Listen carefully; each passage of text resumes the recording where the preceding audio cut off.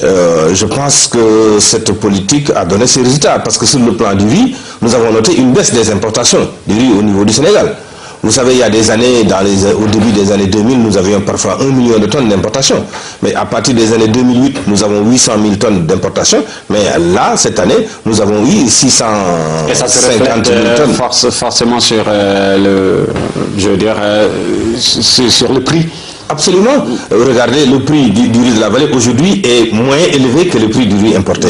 Parce que justement, il y a un effet d'accroissement de la production. Il y a un effet aussi de productivité. On maîtrise mieux aussi les techniques de culture. Vous saviez, avant, le problème justement du riz du Sénégal, c'est que parfois il était quand même beaucoup plus cher que le riz international. Évidemment, il y a la crise alimentaire mondiale aussi qui fait que les prix sur le plan international ont atteint des niveaux très élevés. C'est ça qui encourage justement les producteurs pour comprendre que véritablement la question de fond aujourd'hui, c'est la production et la productivité. Tout pays qui veut se développer aujourd'hui doit être en mesure de nourrir sa population.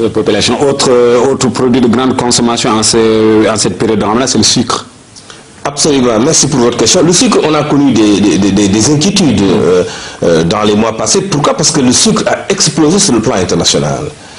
Et nous avions un sucre qui n'a pas bougé. Les prix n'ont pas varié depuis 2006. Et ce qui fait que nos prix commençaient nos produits, notre sucre commençait à prendre la direction des frontières.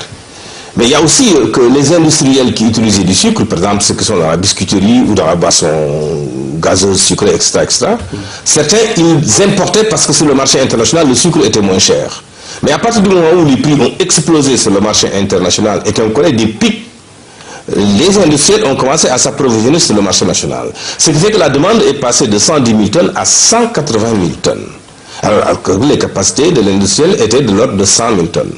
C'est pourquoi nous avons ouvert justement le marché à d'autres privés qui ont importé du sucre pour combler le gap. Mais là, comme on était en période de Ramadan, nous avons fait un programme avec la CSS pour amener la CSS à augmenter ses importations. Ce n'était pas favorable parce que les cours sur le plan international sont très élevés, mais néanmoins, la société a accepté d'importer 70 000 tonnes.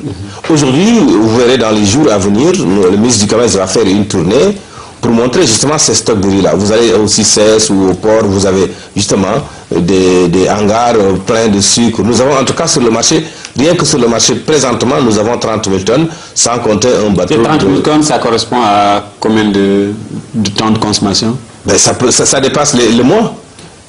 Déjà, donc ça, au-delà du Ramadan, le sucre ne va pas manquer au Sénégal. Maintenant, il faut veiller à ce que le sucre ne sorte pas du territoire.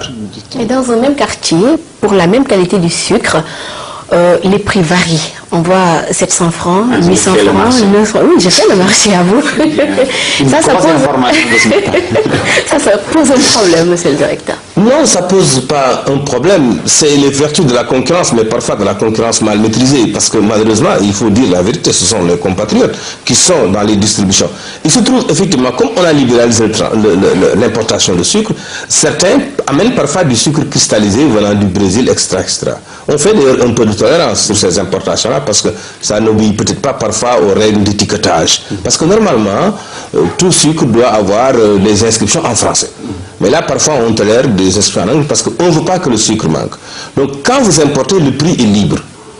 Ce qui fait que sur le marché, vous pouvez voir des boutiques qui s'approvisionnent chez quelqu'un qui a importé son sucre du Brésil et qui n'est pas tenu par respecter le prix imposé à la CSS. La CSS est obligée de vendre à 620 et à 670 pour le sucre en morceaux.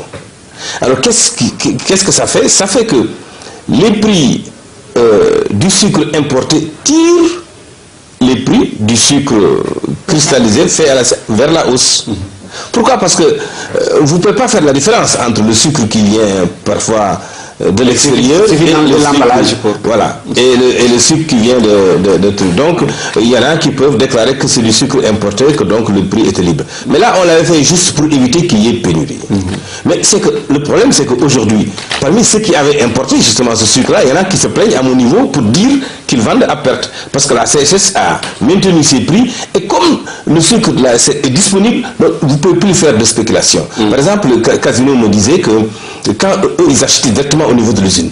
Donc eux, ils peuvent faire des économies et ils vendaient un sucre moins cher. Mais ils me disaient que les commerçants de terrain,